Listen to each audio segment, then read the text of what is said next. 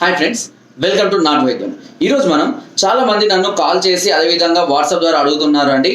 Marriage కాకముందు చాలా మంది కూడా హస్తప్రయోగం అధికంగా చేసి తీరా హస్తప్రయోగం చేసేటప్పుడు బాగానే ఉంటుంది, అంగస్తంభాలు బాగానే ఉంటున్నాయి. కానీ నార్మల్గా స్త్రీ దగ్గరికి వెళ్ళినప్పుడు అంగం గట్టిపడడం లేదు. మళ్ళీ మామూలుగా హస్తప్రయోగం చేస్తే గట్టిగానే అవుతుంది. దీనికి కారణం ఏంటి, ఏదైనా సమస్యనా అని చాలా మంది కూడా నాకు ఫోన్ చేసి అడుగుతున్నారండి. సహజంగా మ్యారేజ్ కాకముందు చాలా మంది బయట పరాయి స్త్రీలతో కానివ్వండి, గర్ల్ ఫ్రెండ్స్తో కానివ్వండి, ఎఫ్ఐఆర్స్ అని పెట్టుకొని లివింగ్ టుగెదర్ అని ఇట్లా చాలా మంది కూడా చాలా రకాలటువంటి ప్రయోగాలు చేస్తున్నారు. సో ఇలాంటి సందర్భాలు ఏమవుతుందంటే కొంతమందికి భయం వల్ల కానీ, టెన్షన్ వల్ల కానీ, ఎక్సైట్మెంట్ వల్ల కానీ కొంతమందికి ఇలా జరిగే అవకాశం ఉంటుంది. అయితే ఎప్పుడు ఒకసారి జరిగితే దాని గురించి పెద్దగా ఎవరు పట్టించుకోవాల్సిన అవసరం లేదు. బట్ రెగ్యులర్గా కూడా మీకు ఇలాగే జరుగుతుంది అంటే దాన్ని తప్పకుండా సమస్యగానే మనం పరిగణలోకి తీసుకోవాలి. సో హస్తప్రయోగం చేసినప్పుడు చాలా మంది సింపుల్గా ఆలోచిద్దాం మనము. సో ఏంటంటే హస్తప్రయోగం చేసినప్పుడు మనము హ్యాండ్ తోటి చేస్తూ ఉంటారని అందరికీ తెలుసు. సో ఈ హ్యాండ్తో చేసేటప్పుడు హ్యాండ్ అనేది చాలా రఫ్గా ఉంటుంది చాలా వరకు చాలా మంది. అలా రఫ్గా ఉండదాన్ని అలా అంగాన్ని గట్టిగా నొక్కి పెట్టి ప్రెషర్ చేయడం వల్ల అంగం అనేది ఆ ప్రెషర్కి మాత్రమే రెస్పాండ్ అయ్యి అప్పుడు మాత్రమే అంగస్తంభన అనేది జరుగుతుంటుంది.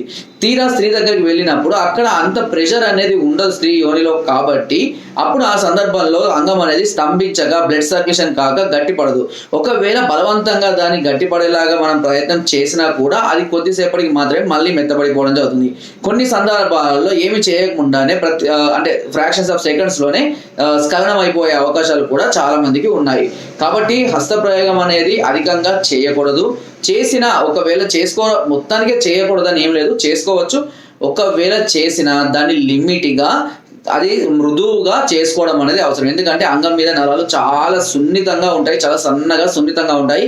వాటిని గట్టిగా నొక్కి ప్రెస్ చేయడం వల్ల వాటికి ఇబ్బంది కలిగి ఆ నరాల నుంచి బ్లడ్ సర్క్యులేషన్, నరాలే చాలా సన్నగా ఉంటాయి, వాటిలో నుంచి మళ్ళీ బ్లడ్ సర్క్యులేషన్ ఫ్లో అవ్వాలి.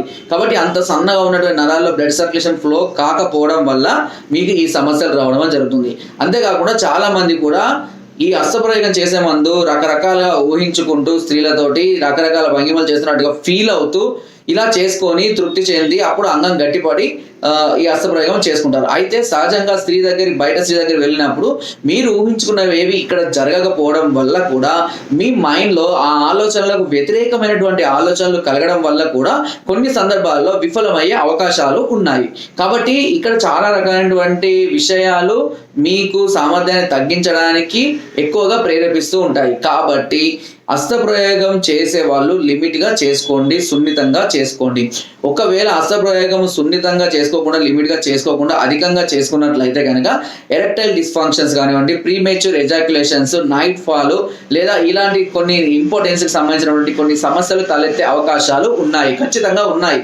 ఎందుకంటే ఇప్పటికే చాలా మంది కూడా నాకు కాల్ చేస్తుంటారు. ఈ సమస్యల వల్ల వాళ్ళు కోల్పోయిన పటుత్వం వల్ల చాలా మంది కూడా ఇబ్బంది పడి నాకు కాల్ చేస్తూ ఉంటారు.